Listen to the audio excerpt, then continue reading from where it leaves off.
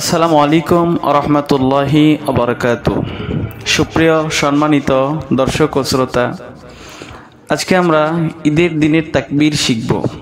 অর্থাৎ ঈদুল ফিতর, ঈদুল আজহা, এই দুই ঈদেই যে তাকবীরগুলো বলতে হয়, এই তাকবীরটা আমরা কিন্তু অনেকেই বলতে পারি না, আবার অনেকেই বলতে পারলেও ভুল পড়ে থাকি। যেমন এই যে আল্লাহু আকবার, এই জায়গাগুলোতে অনেকেই বলতে দেখা যায় আল্লাহু আকবার, অর্থের কিন্তু অনেক বেশ কম পার্থক্য হয়ে যায়। তাই আসুন আজকে আমরা সহি ও শুদ্ধভাবে শেখার চেষ্টা করব।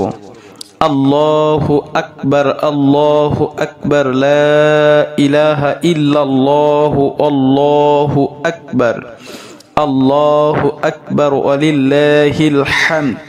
আবারও বলছি, আল্লাহু আকবার, আল্লাহু আকবার, লা ইলাহা ইল্লাল্লাহু, আল্লাহু আকবার, আল্লাহু আকবার, ওয়ালিল্লাহিল হামদ।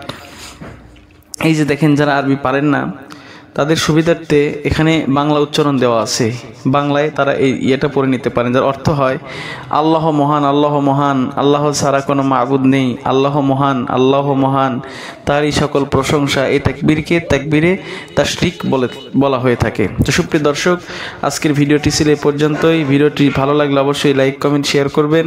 আর পরবর্তী ভিডিও সবার আগে পেতে আমার চ্যানেলটি সাবস্ক্রাইব করে পাশে থাকবেন। ধন্যবাদ। আল্লাহ হাফেজ।